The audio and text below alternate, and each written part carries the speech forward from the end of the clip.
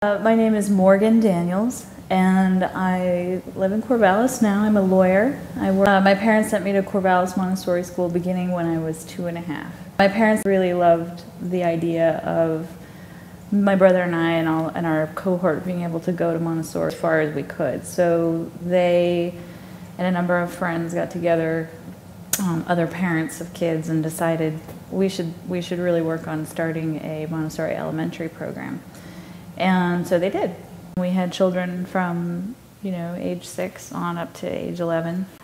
In my job right now, I am constantly coming up against the edges of my knowledge. I work in an office where there are a lot of people who are very experienced and realize that the result of your collaborative effort is the important thing. You really do learn that every person brings something valuable to the table.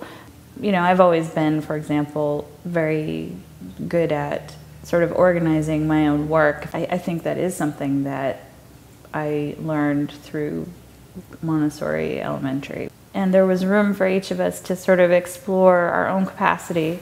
And I think that that's served me and everyone that I know. We're all very self-directed, which you would think that most of us, by the time we get to be, 35, 40 years old, can handle that. But I look around the world and I'm not so sure about that. There was always that feeling of you have the room to experiment, to do new things. If you trip a little bit, or even if you trip a lot, we're going to help you figure it out so that you can do it better next time. And that's a very, very valuable thing. And I think it's given me a lot of confidence, and that's a very Montessori quality to me.